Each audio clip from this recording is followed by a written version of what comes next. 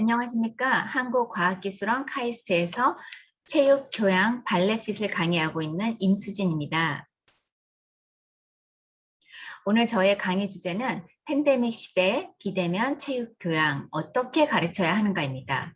구체적으로 온라인으로 배우는 발레핏 우수 수업 사례에 대해서 소개하겠습니다. 목차는 다음과 같습니다. 발레핏 교육 과정의 재구성을 어떻게 하였는지, 그리고 비대면 소통 방법을 높이기 위해서 제가 활용한 방법을 소개하도록 하겠습니다. 또한 학생들의 동기 유발과 흥미를 높이기 위해서 제가 활용한 인문적 교육 활동에는 무엇이 있는지, 그 결과 학생들의 반응과 평가는 어떠하였는지에 대해서 말씀드리도록 하겠습니다. 먼저 카이스트의 대학 교양 수업은요, 특히 체육 교양은요, 선택 과목이 아닙니다. 졸업을 위한 필수 강좌입니다.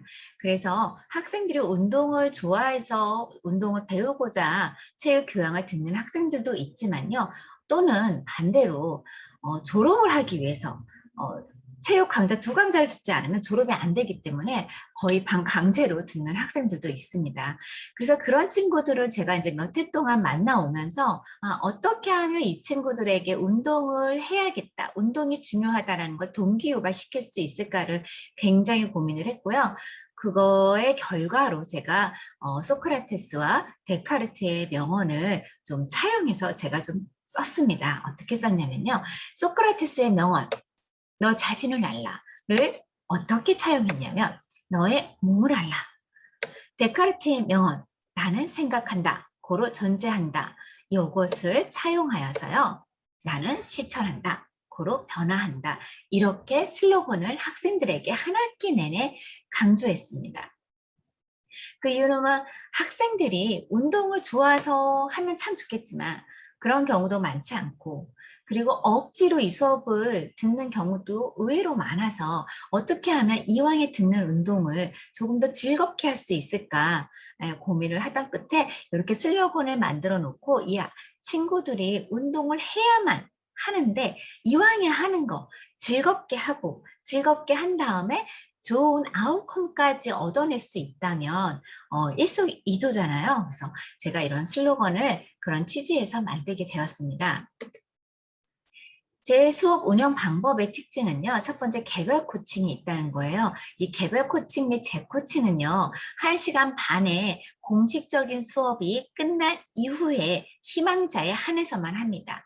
왜냐하면 25명에서 30명이 비대면으로 운동을 배우기 때문에 사실 제가 꼼꼼하게 모든 학생을 다 봐주는 데에는 한계가 있습니다. 또한 학생들이요, 이 줌으로 하다 보면 내가 움직이고 있는 걸 누군가 나를 쳐다보고 있잖아요. 이게 굉장히 부담스러운 일이죠.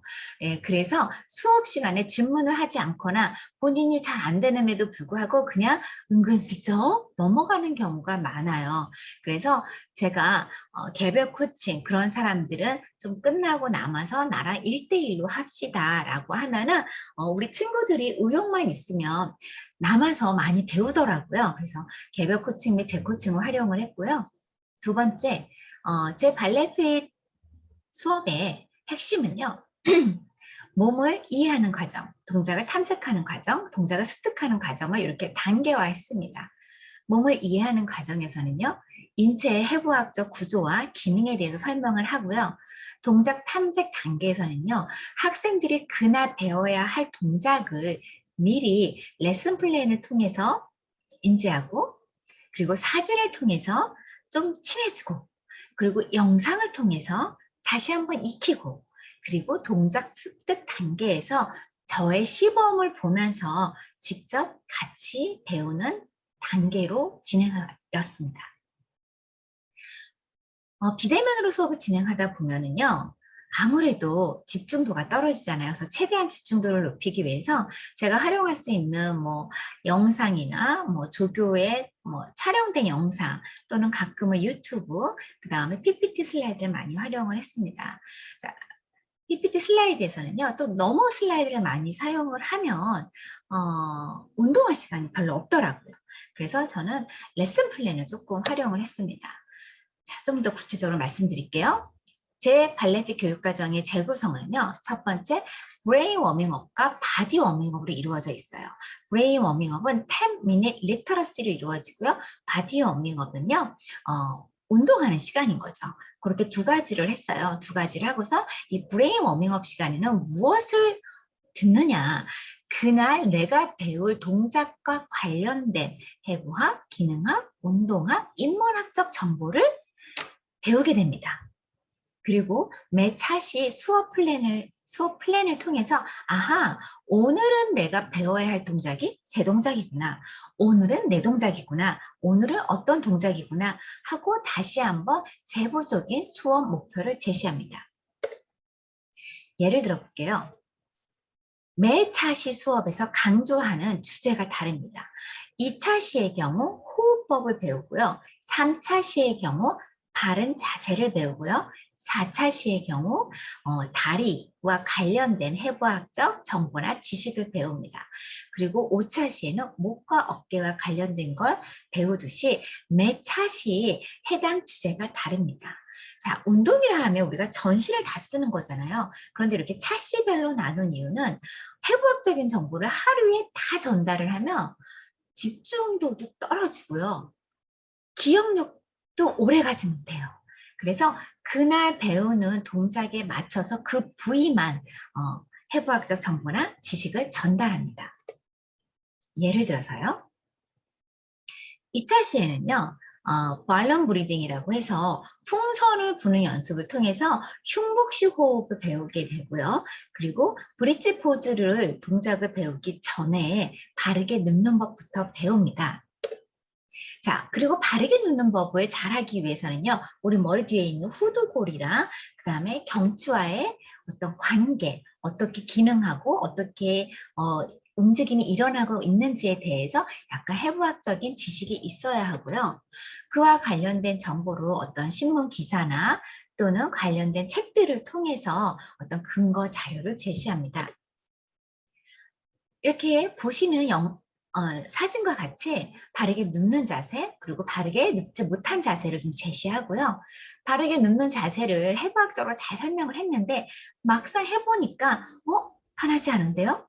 불편한데요? 라고 할 수 있어요. 그런 경우는 거북목이 심한 케이스입니다.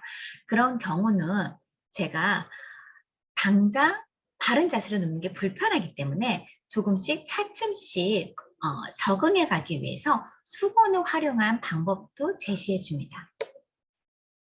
이렇게 바르게 눕기 방법을 터득한 다음에 이제 동작이 들어가는데요. 동작을 알려줄 때는 반드시 앞에서 본 관상면에서의 모습, 그 다음에 옆에서 본 시상면의 모습을 다 같이 제시합니다. 그래야지 학생들이 자신의 이런 자세가 바른지, 그리고 어떤 자세가 바른지, 어떤 자세가 바르지 않은지를 알 수 있습니다. 자, 또 다른 예로요. 6차시 정도에 가면 학생들이 이제 목 운동을 배워요. 이 목 운동을 보시면 1, 2, 3, 4번까지 있죠. 그리고 제가 네이밍을 붙였습니다. 왜냐하면 목 운동 동작을 배울 때, 자, 이렇게 하세요, 뭐 저렇게 하세요, 이렇게 해보세요 라고 하면은 학생들이 저와 함께 하는 순간에는 잘해요. 그런데 수업이 끝나고 나서 혼자 연습을 해야 되거든요. 그걸 기억 못 하는 거죠. 그래서 제가 매 동작마다 네이밍을 했습니다. 그래서 chin to clavicle 이라는 동작, 그다음 claw이라고 하는 동작, 그다음에 skate drop, 그리고 elbow touch, scapula back 이라는 네이밍을 통해서 학생들이 동작을 쉽게 외울 수 있도록, 기억할 수 있도록 조금 장면과 활동을 해봤습니다. 그리고 이 목 운동을 배우기 전에 브레인 워밍업 있었죠? 10-minute literacy 시간에 이렇게 클래비컬은 무엇이고 스케플라는 어디에 있고 그 위치와 역할을 다시 한번 설명을 합니다. 또한 이 네 가지 1번부터 4번까지의 목 운동이 있었는데요. 이 1번과 2번은 어떤 근육을 수축하고 이완시켜 주는 것인지 3번, 4번은 어디를 위한 운동인지 구체적으로 설명을 했습니다. 특히 여기서 3번, 4번은요. 이 승모근을 풀어주는 운동인데요. 사실 승모근이라 하면 우리가 일반적으로 여기 뒤를 좀 생각을 하잖아요. 승모근은 생각보다 굉장히 길고 굉장히 넓습니다. 그래서 승모근이라는 게 상부 승모근, 중부 승모근, 하부 승모근으로 나눠져 있음을 다시 한번 주지시켜 주고요. 그리고 거기에 따른 영상을 보여줍니다. 그래서 영상을 먼저 보여주면 친구들이 동작의 순서도 외우기가 쉽겠죠. 그래서 이 단계를 다 거친 다음에 저와 함께 동작을 습득하게 됩니다. 자, 팔도 마찬가지예요. 발과 관련된 운동을 할 때도요. 발과 관련된 해부학적 지식을 전달을 하고요.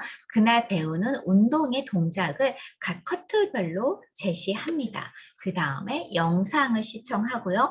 그 다음에 어느 정도 이러한 과정을 통해서 동작에 자신감이 생겼을 때 저의 시범을 통해서 함께 운동을 하게 됩니다. 자, 두 번째, 비대면 소통 방법을 제가 어떻게 활용했냐면 바로 다이어리입니다. 다이어리는요, 총 3번을 걷어요. 5차 시가 끝난 다음에 1차를 내고요. 10차 시가 끝난 다음에 2차 다이어리, 그 다음에 15차 시, 거의 종강날이 되겠죠? 그때 3차 다이어리를 내게 되는데요. 이 다이어리를 쓰는 방법은 3번이 다 다릅니다. 자, 1차 다이어리는요, 자, 제가 항상 학생들한테 이야기를 합니다. 오리엔테이션에서. 자, 다이어리 쓰는 것도 물론 중요하지만 그것보다 여러분이 진짜 운동을 하는 게 더 중요하다. 시간이 없으면 운동은 매일 하고 다이어리는 일주일에 뭐 한 2~3번 가끔 적어도 된다. 단 운동을 하고 난 다음에 다이어리를 적어야 한다. 그러면 다이어리에 어떤 내용을 적느냐? 운동을 했을 때 어떤 느낌이었는지, 뭐가 어려웠는지, 뭐가 잘 되고 있는지, 잘 안 되고 있는지, 그날 배운 동작은 어땠는지에 대해서 써달라라고 요청을 합니다. 그리고 절대 길게 쓰지 말아라. 3줄에서 5줄로만 쓰라고 합니다. 물론 요일은요, 자유의지대로 해요. 매일 써도 되고요. 이틀에 한 번을 써도 되고 3일에 한 번을 써도 됩니다. 단 일주일에 최소 한 번은 있어야 된다라고 제시를 해줍니다. 이렇게 해서 한 달이 지난 다음에 제가 일지를 걷어요. 보시면 이제 파란색으로 되어 있는 게 텍스트가 제가 학생들에게 제시해준 피드백입니다. 그럼 이거를 받은 학생들이 깜짝 놀래요. 왜냐하면 대부분 학생들은 과제를 내면 교수님들이 100%다 읽을 거라고 생각하지 않고 뭐 다 읽어도 본인빨 기억하겠어? 라고 생각을 하게 되죠. 그런데 보시는 바와 같이 저 같은 경우는 센텐스 바이 센텐스 코멘트를 줍니다. 그래서 친구들이 굉장히 놀래요. 그리고 2차 다이어리부터는 함부로 못 씁니다. 아주 꼼꼼하게 성의를 들여서 쓰게 됩니다. 그런데요, 2차 다이어리 제출 시간에 제가 미션을 바꿉니다. 1차와 다른 방법으로 써라. 어떻게 다르냐면요. 매일 운동을 해왔으니 2차 다이어리면 이미 10차시예요. 그래서 2달 반이 지난 시점이죠. 자, 너의 몸이 변했는지 안 변했는지, 변했다면 무엇이 변했고 무엇이 안 변했는지를 써달라라고 제시를 해요. 그럼 이제 의외로 학생들이 본인들의 몸이 불균형이었는데 균형을 찾아간다던가 또는 목과 어깨가 굉장히 굽은 자세로 되어 있었는데 이게 많이 펴졌다라는 것을 2달이 정도 넘어야 조금 실감을 하게 됩니다. 그리고 3차 다이어리는요. 한 3개월 반 정도 이 친구들이 운동을 계속 해왔잖아요. 그리고 나중에 이제 발레 동작도 배우거든요. 이러한 1년의 과정을 통해서 본인이 무엇을 느꼈는지, 운동의 필요성이든 운동의 중요성이든 아니면 자기 몸의 변화이든 그게 무엇이든지 쓰라고 합니다. 네. 그래서 이런 식으로 3번의 다이어리는 다른 방식으로 쓰게 되고요. 그리고 3번째, 인문적 교육 활동에 대해서 말씀드릴게요. 인문적 교육 활동은요, 이렇게 3가지를 활용했습니다. 첫 번째, 제 발레피 수업과 본인 전공과의 접점을 찾아라. 이렇게 미션을 제공을 해요. 친구들이 처음엔 굉장히 당황하죠. 왜냐하면 우리 카이스트 학생들의 일과는요, 항공우주공학과, 생명공학과, 신소재공학과, 그리고 전산학부, 화학과, 또 수리과학과, 막 이런 다양한 학과들이 있어요. 그런데 생뚱맞게 발레핏 또는 운동과 본인의 전공에 연계점을 찾아보라고 하면 친구들이 굉장히 당황을 합니다. 그런데 처음에는 굉장히 고통스러워하기도 하지만 잘 찾아내요. 그래서 저는 이 페이퍼는 천천히 걷습니다. 빨리 걷지는 않고요. 시간을 충분히 줍니다. 그리고 혹시나 주제를 못 정한 친구들 있잖아요. 그런 경우는 저와 함께 소통하면서 정할 수 있도록 도와줍니다. 두 번째 제가 활용한 입문적 교육 방법은요. 발레 작품에 대한 비하인드 스토리를 소개하는 거예요. 예를 들어서 학생들이 발레에 대해서 뭘 아시나요? 하면 백조의 호수는 다들 들어봤더라고요. 그러면 백조의 호수에 빈사의 백조가 나오나요? 그러면 학생들은 나온다 라고 하는 친구도 있고 나오지 않습니다. 또는 대부분은 모르겠습니다. 이렇게 합니다. 그러면 저는 빈사의 백조는 백조의 호수에 나오지 않습니다. 빈사의 백조는 죽어가는 어떤 백조의 움직임을 발레리나가 표현을 한 건데 그게 정말 죽어가는 백조를 표현하는 의도였을까요? 그 발레리나가 동물 애호가였을까요? 아닙니다. 그 발레리나는 안나 파블로바라고 하는 발레리나인데요. 러시아 혁명의 시발점이 되었던 러시아의 피해 일요일이라는 사건이 있습니다. 그 사건을 안나 파블로바라고 하는 발레리나가 우연히 목격하게 돼요. 그리고 한 청년이 아주 처절하게 죽어가는 그 죽음을 목격하고 슬픔에 빠집니다. 그리고 귀족들이 다 모아져 있는 저녁 공연 당일날 공연을 하지 않겠습니다라고 보이콧을 해요. 자, 안나 파블로바라고 하면 그 당시에 오늘날 누구죠? BTS. BTS보다 조금 더 인기가 높은 그런 발레리나였어요. 그런데 현장에서 공연을 하지 않겠다고 보이콧을 합니다. 그래서 엄청난 이슈가 되었죠. 자, 이런 식으로 비하인드 스토리를 자랑하고요. 마지막으로 이제 운동, 무용 또는 자기 인생과 관련된 교양서를 추천합니다. 발레핏이라는 수업이 교양 수업이다 보니까 저는 일반 뭐 센터나 학원과는 좀 차별화를 두기 위해서 좀 대학 교양에 포커스를 맞췄습니다. 그래서 우리 아프니까 청춘이다 이런 저서가 있잖아요. 그것처럼 우리 청년들은 굉장히 본인의 진로에 대해서 또는 지금 현실의 어떤 힘든 문제에 대해서 많이 힘들어하는 경우가 많아요. 뭐 공부하는 것도 상당히 힘들잖아요. 그런데요, 뭐 청춘만 힘든가요? 중년도 힘들죠. 그래서는 중년도 힘들다라고 얘기를 하면서 인생은 만만치 않더라. 인생은 녹록지 않더라. 그래서 우리가 이 녹록지 않은 인생을 살아가는 데 있어서 책이 많은 힘이 되더라. 그래서 제가 직접 읽은 책 몇 권을 추천을 합니다. 그래서 여러분이 힘들 때마다 이 책들을 통해서 조금 더 마음이 단단해지는 시간을 가졌으면 좋겠습니다. 라고 책을 추천을 하고요. 운동과 관련된 책을 추천할 때는 뭐 갑자기 뭐 운동과 관련해서 이런 책들이 있습니다. 라고 하지는 않습니다. 예를 들어서 바르게 앉기를 배우는 그날 이거에 대해서 어떤 교양서에서 소개를 한 것들을 찾아내서요. 제가 근거 자료로 여러분들이 이런 교양서도 함께 보시면 좋습니다라고 책을 추천합니다. 이런 식으로 수업을 한 결과 이제 한 학생이 이제 페이퍼를 굉장히 작성을 잘해줬는데요. 죄송합니다. 어떤 학생들 전체적인 반응 및 평가를 봤더니요. 수업이 굉장히 논리적이다. 이렇게 평가를 해줬어요. 자, 그 이유는요. 제가 발레핏 수업이기 때문에 결국에 궁극적으로 학생들이 기말에 배우는 동작은요. 발레 동작이에요. 그런데 처음부터 학생들에게 발레 동작을 가르치면 그 발레 동작의 그런 폼이 나올까요? 안 나오죠.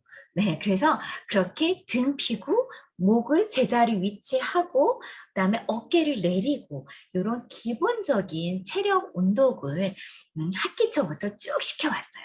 그리고 그런 것들은 전체적으로 궁극적으로 나중에 그들이 시연해내는 발레 동작과 다 연결이 되어 있어요.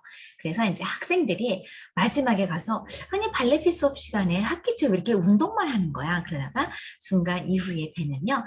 아, 이 동작을 하려고 우리가 그 운동을 했구나 라고 깨닫게 되더라고요. 그래서 앞에 수업에서 운동을 해내지 않으면 그 뒤에서 배우는 동작을 아주 자연스럽게 해낼 수 없습니다. 그래서 제가 절대 결석을 하지 말라고 해요. 아프면 와서 관찰을 하십시오. 하지만 빠지는 건 안 됩니다. 왜냐하면 저의 수업 동작은요, 항상 더하기 빼기 배운 다음에 우리가 곱하기 나누기 배우죠? 네, 그것처럼 이렇게 단계적으로 하기 때문에 앞에서 앞에 거를 놓치면 뒤에 걸 따라할 수 없는 시스템으로 수업을 운영하기 때문입니다. 그리고 이제 제 수업의 특징은 양방향 소통에 굉장히 원활하더라. 그래서 이제 한 친구 같은 경우는 본인이 이제 대학교 4학년이었는데 4학년 내내 양방향 소통이 이렇게 많은 수업은 처음이었다. 비대면임에도 불구하고 네, 이런 커멘트를 줬고요. 또 하나, 내가 알던 승모근은 여기뿐이었는데 승모근이 그렇게 넓고도 깊구나를 깨달았다고 해요.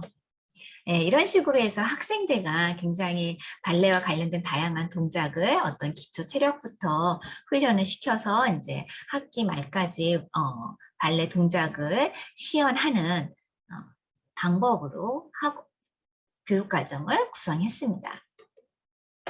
그리고 이제 종강날 제가 이제 학생들에게 여러분에게 드리는 마지막 선물입니다 라고 해서 3가지 선물 꾸러미를 준비해요. 그게 바로 내 사자성어입니다. 예, 먼저 화양의 언어라는 이제 사자성어인데요. 내 인생에서 가장 아름답고 행복한 시간이 내가 지나고 보니 나는 대학생 때였더라. 여러분은 지금 그 시간을 보내고 있는데 사실 여러분은 지금 당장 닥쳐 있는 과제에, 시험에 또는 다른 어떤 자격증 시험에 그거를 느끼지 못한다.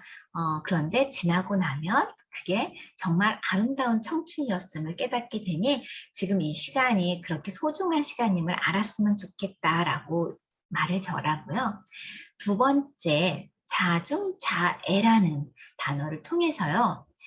여러분이 경쟁사회에서 이겨내기 위해서 또는 남보다 월등하기 위해서 굉장히 많은 노력을 한다. 그런데 의외로 나의 건강 챙기기는 좀 소홀하더라. 그런데 아무리 스펙이 좋아도 내가 건강을 잃으면 아무것도 소용이 없더라. 네, 그래서 내 몸을 조금 소중히 여기는 차원에서 최소한의 건강을 꼭 해주십사 라고 당부를 드리고요.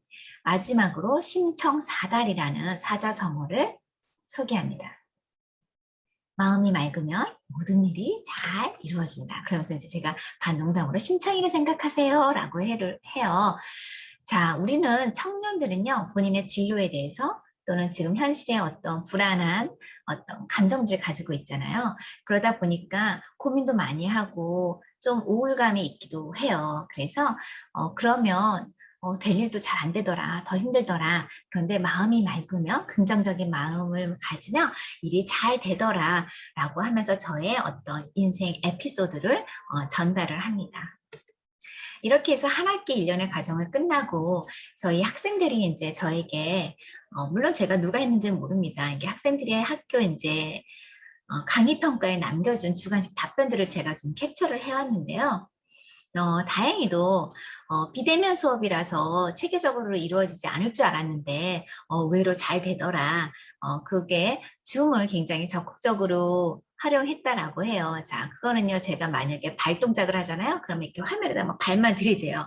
그리고 아주 클로즈업을 할 수가 있잖아요. 그래서 그런 식으로 수업을 했고요. 그리고 이제 제가 다이어리를 매차시 피드백을 주잖아요. 그게 사실 굉장히 힘들어요. 저의 주말을 정말 반납을 하고 하루 종일 그걸 하는 거예요. 왜냐하면 제가 3강좌를 하는데 한 강좌에 25명에서 30명, 그러면 전부 90명이죠. 90명의 다이어리를 그렇게 읽고 센텐스 바이 센텐스 커멘트를 준다는 건 정말 쉽지 않은 작업입니다. 네. 그런데 학생들이 알아주네요. 학생들이 교수님께서는 고생이 많으셨을 것 같습니다. 막 대신 울어주네요. 네, 맞습니다. 굉장히 고생스러웠지만 학생들이 변화하는 모습을 보고 저는 굉장히 뿌듯했어요. 제가 가장 좋아했던 강의평가는 이거예요. 수업이 너무 재미있어서 최대로 편입할 뻔했습니다. 네, 저희 이공계 학생인데 책들을 편입할 뻔했대요. 네, 그리고 이제 책들도 제가 소개를 뭐 자주 하지는 않습니다. 종강 즈음에 한 몇 권 소개를 하는데요. 친구들이 또 많이 관심을 가져주셔서 꼭 읽을게요. 이런 얘기도 남겨줍니다. 자, 이렇게 이제 이런 일련의 과정을 통해서 제가 수업을 진행을 했고요. 그 결과 이제 제가 2020년도 제가 수업한 성과 보고서를 작성을 했어요. 제 수업은 이렇게 이렇게 이루어집니다. 그리고 학생들의 반응은 이러이러했습니다. 그리고 이제 그 근거로 일지들 3자 다이어리에 3권의 다이어리가 있잖아요. 그런 것들을 이제 제출을 하고 그 결과 이제 카이스트 대학교에서 2020년도 코비드 시대, 코로나 시대 교육혁신 우수 사례 교원을 선정하게 되었는데 학교 전체 4명을 선정하게 되었습니다. 교수님들 2분, 강의하시는 분 2분 해서 총 4명 중에 저도 합류를 할 수 있었습니다. 제가 어떻게 그렇게 할 수 있었을까를 좀 고민을 해봤습니다. 그래서 딱 하나였던 것 같아요. 어떻게 하면 학생들에게 도움이 되는 수업이 해줄 수 있을까?